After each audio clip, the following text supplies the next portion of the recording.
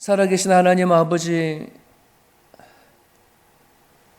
오늘도 하나님 앞에 달려나와 하루를 시작하고자 원하는 하나님의 성도들의 기도를 들어응답하여 주시옵소서. 누구보다도 하루를 간절히 하나님을 찾고 두드리려고 하는 그 심령들을 주님께서 아시오니 아버지, 천하보다도 귀한 한 생명들의 기도를 통하여 하나님의 선하신 일들을 드러내 주시고 나타내 주옵소서. 믿음 생활을 해온 지가 10년, 20년, 수십 년의 세월이 지났어도 아버지, 여전히 살아가는 모든 삶의 변화가 없고 남은 삶을 전적으로 하나님 앞에 맡기지 못하니 살아가는 수많은 영혼들이 있습니다. 주님 앞에 간절히 기도합니다. 그 모든 자들이 기도를 통하여 성령을 만나게 하여 주시옵소서. 자신의 모든 남은 인생을 주님 앞에 아버지 다 던져도 아낌이 없는 그런 마음들을 허락하여 주시기를 주님 앞에 간절히 기도합니다. 하나님을 압니다. 하나님 우리에게 어떤 일을 하셨고 어떤 은혜를 받은지 압니다. 아는 만큼 살아낼 수 있는 우리 모두가 되어줄 수 있도록 하나님 붙잡아 주옵소서. 몰랐을 때는 어쩔 수 없지만 이제 하나님의 우리들의 구세주인 걸 우리가 알았사오니 결단하고 살아가는 그 믿음이 우리 삶 가운데 일어나게 하여 주옵소서. 특히 우리 가정 안에 아버지가, 가정 안에 남편이 기도하는 남편 되게 하시고 하나님을 찾고 부르짖는 아버지들이 되어줄 수 있도록 하나님 축복하여 주옵소서. 살아계신 예수 그리스도 이름으로 기도합니다. 아멘. 에스더 2장 19절에서 3장 6절이 오늘 매일 성경 본문입니다.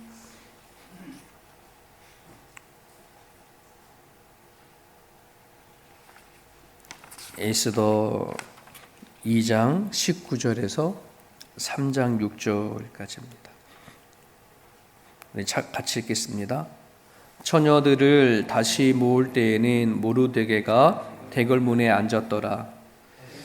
에스더는 모르드게가 명령한 대로 그 종족과 민족을 말하지 아니하니 그가 모르드게의 명령을 양육받을 때와 같이 따름이더라.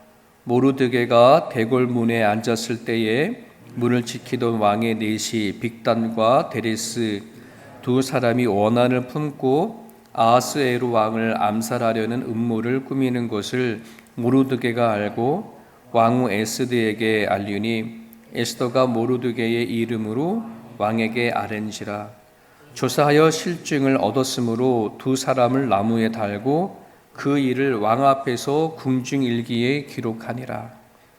그 후에 아하스웨로 왕이 아각 사람 함무다다의 아들 하만의 지위를 높이 올려 함께 있는 모든 대신 위에 두니 대궐문에 있는 왕의 모든 신하들이 다 왕의 명령대로 하만에게 꿇어 절하되 모르드게는 꿇지도 아니하고 절하지도 아니하니 대궐문에 있는 왕의 신하들이 모르드게에게 이르되 너는 어찌하여 왕의 명령을 거역하느냐 하고 날마다 권한테 모르드게가 듣지 아니하고 자기는 유다인임을 알렸더니 그들이 모르드게의 일이 어찌 되나 보자고 하여 하만에게 전하였더라. 하만이 모르드게가 무릎을 꿇지도 아니하고 절하지도 아니함을 보고 매우 노하더니 그들이 모르드게의 민족을 하만에게 알림으로 하만이 모르드게만 죽이는 것이 부족하다고 생각하고 아하수에로의 온 나라에 있는 유다인 곧 모르드게의 민족을 다 멸하고자 하더라. 아멘. BC 586년에 바벨론에 의해서 유다가 멸망을 하게 되어졌죠. 그러면서 유다 민족들이 바벨론을 포로로 끌려가서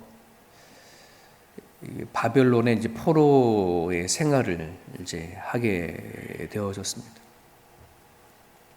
그런 시대를 살다가 이제 페르시아, 이제 아하수에로 왕인데 이제 페르시아 왕이잖아요. 페르시아에 의해서 바벨론이 이제 멸망을 하게 되어지고 바벨론의 포로로 살던 사람들이 다시 자기의 고국으로 귀환하는 일들이 이루어졌는데 많은 사람들이 바벨론이나 페르시아 지역에 이제 남아 있었습니다. 고향으로 돌아가고자 하는 유대인도 있었고, 그리고 오랜 세월 동안에 이제 바벨론이나 이제 페르시아에 흩어져서 정착하던 사람들이 그대로 이제 주저앉아 있는 경우들도 더러 있었습니다. 특히 지금 그 수산궁이라고 하는 이곳은 페르시아의 행정 도시거든요. 그 수산궁이라고 하는 주변에 많은 이 유다인들, 그러니까 포로 생활하던 유다인들이 많이 살았었습니다. 자연스럽게 디아스포라 유대인이 되어져 버린 거죠. 그 중에 에스더와 모르드게에게도 예루살렘은 돌아가지 않고 페르시아에 남아있는 유대 공동체를 이루며 살았던 그런 사람입니다. 오늘 우리들도 이제 호주, 한국 사람에도 호주에 들어와서 이제 이민자로 이렇게 살잖아요. 그럼 여러 가지 뭐 행정적인 부분들이나 또 언어적인 문제 부분들이나 문화적으로 이런 것들이 한국만큼 편하지 않잖아요. 그와 마찬가지로 유다 공동체, 페르시아 지역에 남아있는 유다 공동체도 자기 고향만큼은 편하지 않은 거예요. 나름대로 망해버린 유다 민족에 가서 다시 처음부터 시작할 거냐, 아니면 여기서 기반을 잡았으니 그냥 이대로 살아갈 거냐, 여러 가지 갈등하다가 주저앉아 있는 상황이잖아요. 그러면서 많은 부분들을 감수하고 페르시아에 살고 있다는 거죠.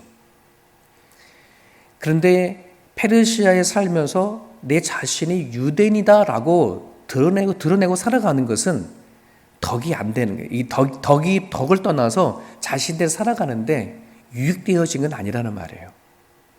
포로의 민족으로 살다가 남의 땅에 와가지고서는 정착하고 살아가니 다른 민족의 눈에 봤었을 때에는 썩 좋지 않을 뿐만 아니라 정치적인 희생양이 또한 될 수도 있고, 포로 민족으로 살아가는 것에 대한 나름대로 은근히 들어오는 핍박과 박해, 불안한 상황들이 그들에게도 존재를 한다는 것이에요.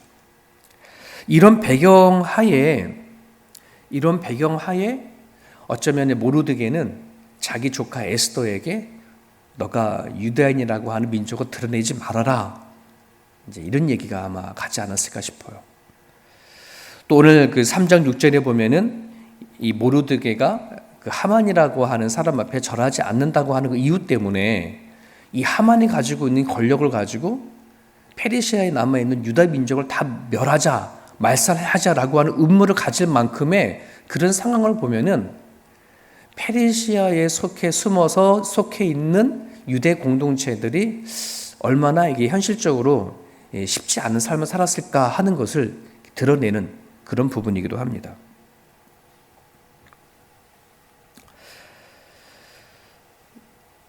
이런 배경 하에 오늘 그 에스더를 이렇게 읽으면 나름대로 유대인들은 자신들의 정체성이죠. 선미 사상을 갖고 있기 때문에 내가 유대인이야 라고 하는 것은 스스로에 대한 자부심이고 정체성일지 모르겠지만 페르시아 지역에 살아가는 데 있어서는 그게 현실의 삶 속 안에서는 되게 어렵고 또 갈등이 일어나는, 또 생존하기에 되게 쉽지 아니하는 그런 약점이 되어줄 수가 있는 거죠. 엄연히 자기 자신이 하나님의 백성으로서 자부심을 가져야 할 만하지만 막상 살아간 삶의 현실 속에서는 부담이 되어지는 것, 내가 유대인이라고 밝혀지는 것 자체가 부담이 되어지는 것. 그런데 오늘 에스더서를 우리가 쭉 이제 읽어가면은 무엇을 하나님은 이 에스더를 통해서 일을 하려고 하시는가? 네. 여전히 하나님은 멸망하고 포로로 살던 유대인의 하나님이다. 유대인 스스로 자신들의 모습이 되게 연약해지고 그게 자부했던 그 신앙들이 바닥을 쳤다 할지라도 여전히 하나님은 이스라엘의 하나님이고 여전히 하나님은 유다인들을 보호하시고 이끌어가는 하나님이라는 것을 드러내고 하고 하시는 것이 더 많아요. 이스라엘도 멸망이 됐고 남유다도 멸망이 되어졌어. 하나님이 선택한 당신의 나라가 멸망이 되어진 상태에 근근히 거의 목숨줄만 삼고 살아가고 있는 이 시대에 하나님은 에스더를 통해서 무엇을 드러내고 원하시냐 그러면 하나님의 그 마음, 내가 너네들을 보호하고 지키고 끌고 가고 있음을 끝까지 하나님은 드러내시고자 원하시는 하나님의 마음이 이 에스더서에 녹아져 있다는 뜻이에요. 오늘 19절을 봅니다. 19절에 보면 처녀들을 다시 모을 때에는 모르드게가 대궐문에 앉았더라 이런 표현되어 있어요. 대궐문에 왜 앉았을까요? 지나가다가 다리가 아파서 그냥 앉았다 이런 표현은 아니고요. 이 대궐문에 앉았다고 한다는 것은 나름대로 모르드게가 페르시아의 궁하에 있는 어떤 그 일정한 지위와 역할을 가진 관리였음을 알 수 있어요. 관리. 아마도 포로 생활을 오랜 기간 동안 하는 과정 가운데 행정적인 탁월한 능력을 갖고 있어서 페르시아의 나름대로의 공무원 같은 그 자리에 올라가서 일을 하고 있지 않았을까? 왜 이 모르드게가 그 자신이 그 바벨론 포로에 생활했던 걸 다 청산하고 고향을 돌아가지 않고 왜 거기에 남아 있으려고 했을까라고 보면 이런 부분에서 알 수 있죠. 나름대로의 페르시아의 공무원으로서 살아가는 데는 별 흔들림이 없으니 그냥 묵묵하게 처음부터 다시 뭔가 시작하는 것보다 여기에 든든한 삶의 이제 뿌리를 내렸으니 여기서 남아 있자 하는 게 더 강했을까라는 거죠. 자, 그때에 왕의 넷이 빅단과 데리스가 역모를 합니다. 아마도 아하수에로에 대한 뭔가 원한과 불만이 있어서 구테타를 일으키려고 하는 그 소리를 들었던 것 같아요. 이 관리로서 아마 스쳐 지나가면 듣게 되어진 거죠. 이거를 왕후 에스더에게 보고하게 되고 에스더는 삼촌 모르드게의 이름으로 인해서 이거를 고발을 하게 되어졌어요. 그리고 나서는 이 일이 되게 중요한 거잖아요. 아하수에로의 왕을 구하고 살렸던 이야기인데, 근데 그것으로 인해서 모르드게가 뭐 상을 받았다라든지 아니면 지위가 더 올라갔다라든지 뭔가 그런 게 있을 법한데 전혀 그런 건 없이 그냥 이런 일이 있었다라고만 그냥 기록이 되어졌다라고만 얘기를 하고 있어요. 그리고 나서는 더 문제가 뒤에 기다리고 있어요. 모르드게에게는 자신의 모든 것이 흔들리는 문제가 하나 등장하게 되어져요. 그게 뭐냐 그러면 3장 1절에 아각 사람 함무디다의 아들 하만이 지위에 높이 올라갔다가 표현하거든요. 그 지위가 높이 올라갔는데 얼마만큼 올라갔느냐? 이제 뒷부분에 이야기가 나오는데 고대 사회에서의 왕은요 거의 신격화시켰다고 그래요. 신격화시켜가지고 고대 사회의 모든 왕들은 백성들로 하여금 절을 하고 경배하도록 그렇게 했어요. 그 당시에는 나라와 나라가 신과 신의 싸움이었는데 그 나라의 왕을 신격화시켰거든요. 그래서 왕 말고는 그 어떤 누구에게 절을 하지 못하도록 했었는데 이 하만이라고 하는 사람에게 아하수에로가 절까지 하라라고 할 정도로의 이렇게 명령을 내려갔다는 것은 되게 이례적인 일이라 그래요. 그러니 자신과 거의 동급의 레벨로 그만큼 지위를 높였다는 거예요. 근데 이 하만 사람이 어느 사람의 아들이냐면 아각 사람이라고 이렇게 표현하고 있어요. 아각. 구약의 이스라엘의 원수였던 아멜렉의 왕이 아각 왕이었잖아요. 그러니까 아각의 후손이었다는 말이죠. 에스더서에 이 모르드게와 하만의 이 두 사람을 통해서 영적 구도가 생겨요. 대결 구도가 생겨요. 모르드게는 이스라엘의 민족, 유다의 민족으로 사울 왕의 후손이라고 생각한다면 이 하만이라고 하는 사람은 이스라엘의 원수였던 아멜렉의 후손과 연결이 되어가는 거예요. 근데 그런 아각의 사람 하만이 아하수에로만큼의 지위에 올라갔으니 이제 여기에 이제 모르드게가 어떻게 자신의 행동을 해야 할까 하는 부분들이죠. 그럼 우리가 모르드게라고 생각을 하고 이 상황을 한번 어떻게 대처를 할까요?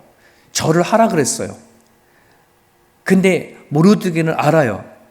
저 하만의 존재가 그 뒤 배경이 뭐가 있는지. 분명히 이스라엘 백성으로서는 신명기에 기록되어져 있는 것처럼 아말렉의 한 짓을 너희들이 결코 잊지 말아라. 그렇게 명령까지 할 정도로의 그 아말렉이 이스라엘에 행하는 원수 같은 걸 너무나 잘 알거든요. 근데 과연 그 사람 앞에 내가 절을 할 거냐? 이 문제가 이제 신앙의 양심, 하나님을 믿는 백성으로서의 영적 싸움이 이게 만들어지는 거예요. 현실적으로 따진다 그러면은 모르드게는 그냥 지금까지 유다인이라고 밝히지 않고 살았으니 그것이 자신이 페르시아에 정착하고 살아가는 게 가장 좋은 방법이었으니 아무 말 안 하고 그냥 남들 하는 것처럼 하고 살면 아무 문제가 없을지도 모르겠어요. 근데 왜 하나님이 이 에스더서에 이 모르드게, 삼촌 모르드게 이야기를 이렇게 기록을 하고 있느냐, 기록하고 있느냐. 네. 하나님이 너무 귀했던 거예요. 그 시대에 모르드게 같은 그 믿음, 그 한 영혼의 그 마음을 간절히 바라는 거예요. 영적인 소신. 얼마든지 유다인이라고 끝까지 감출 수 있음에도 불구하고 자신이 뭐냐면은 앞으로 유다인이라고 밝힘으로 인해 가지고 어떠한 안 좋은 일이 불이익을 당하고 또 어떤 일이 당할지 전혀 알지 못하는 상태 안에서 하만에게 절하지 아니하고 자신이 유다인이라고 밝히는 얘기가 나와요. 아니나 다를까 절하지 않는 자신에 대한 불이익뿐만 아니라 민족의 위기까지 찾아오게 되어지죠. 네. 오늘 드러내고자 하는 부분이 바로 이 부분인 것 같습니다. 오늘날 그 미국의 기독교 잡지인 바르나라고 하는 잡지 안에서 미국의 현대 크리스찬들의 신앙 수준을 쭉 이렇게 리서치한 게 있었는데요. 거기 보면은 오늘날 현대에는 미국 크리스찬들이 자기의 어떤 기독교적인 가치 기준이나 정체성을 표현하는 것을 극히 사회적으로 드러내기를 꺼려 한다고 해요. 어떤 불이익을 당하고 뭐 이런 건 아님에도 불구하고 미국은 크리스찬의 나라이기도 하잖아요. 그럼에도 불구하고 하나님을 향한 가치 기준이라든지 뭐 신앙적인 얘기를 하는 것을 꺼려하는 그 추세가 점점 심해져 가고 있습니다. 유럽이라고 하는 곳도 마찬가지를 합니다. 기독교적인 신앙이 점차 사회적, 자기 개인적인 영역 안에서는 얘기를 할 수 있지만 사회적이고 종교적인 신념으로 드러내는 것을 점점 더 불편하는 비율이 높아져 가고 있다고 합니다. 한국은 말할 것도 없어요.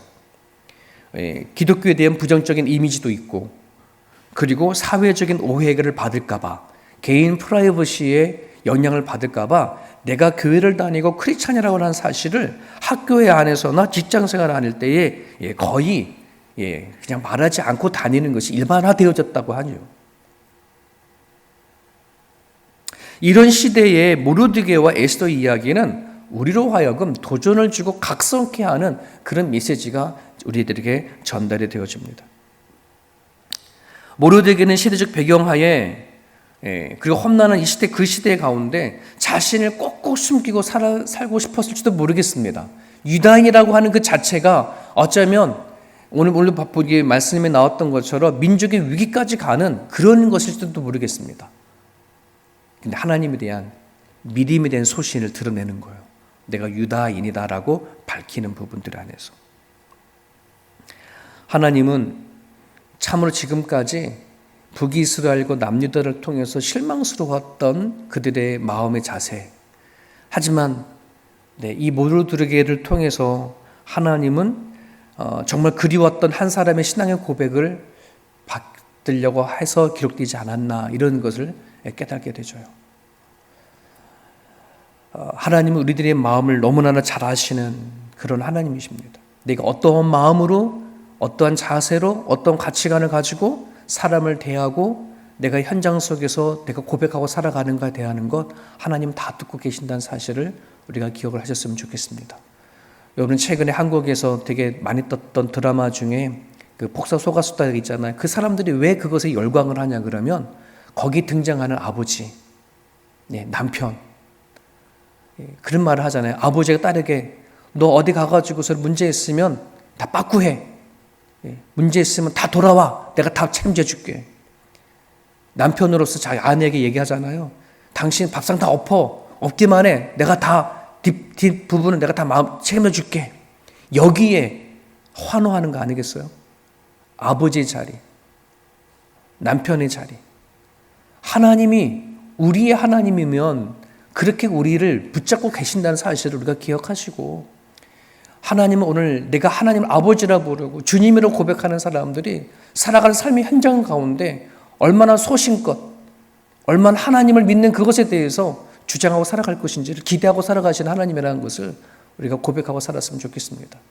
그래서 오늘 여러분들이 아침에 기도하실 때에 내가 살아갈 때에 그 어떠한 일이 있고 불이익이 있다 할지라도 내가 믿는 하나님, 내 아버지가 되신 하나님을 당당하게 전하고 고백하고 살아갈 수 있는 저와 우리들의 모습이 됐으면 좋겠습니다.